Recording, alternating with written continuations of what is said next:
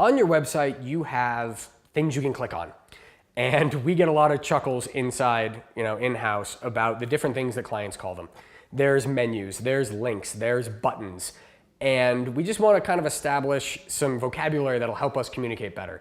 So menus are menus are later. Let's start with links.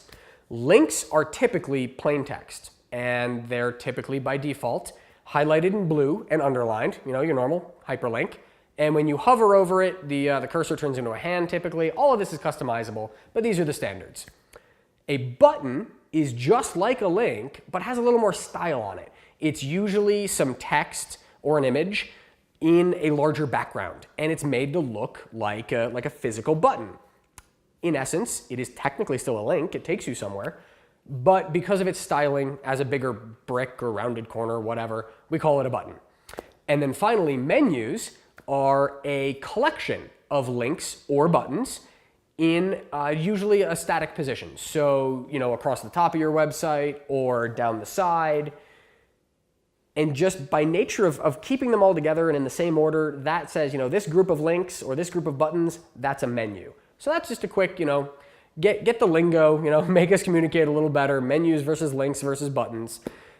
Inside that, there's also drop-down menus. So that's really common. It was real fancy, back in the day. But if you hover over one thing on your menu, and then a whole nother list of options drops down from there.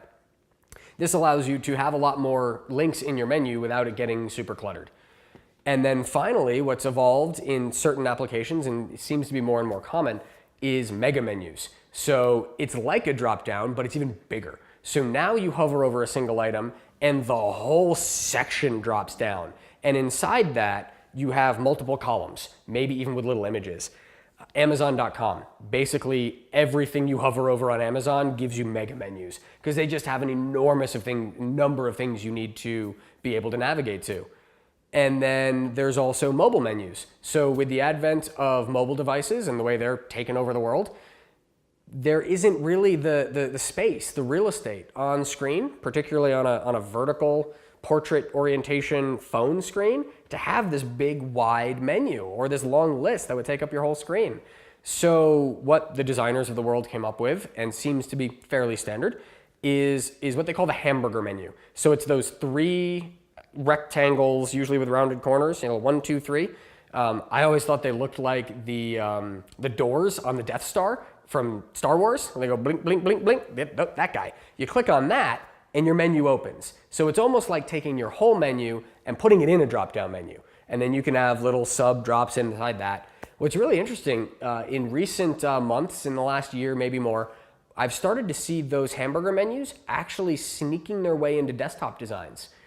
I think Time.com, Time Magazine's website, was one of the first I saw it on, where, again, rather than cluttering up their design, even on desktop, that hamburger icon just hangs out on the side, and you click that, and maybe it expands, maybe it slides in from the side.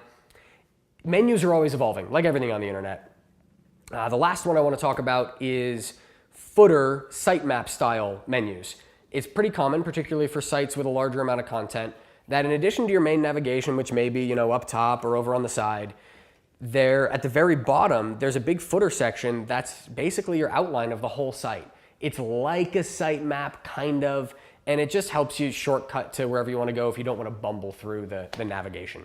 So anyway, that's a quick covering of things that help you navigate around websites.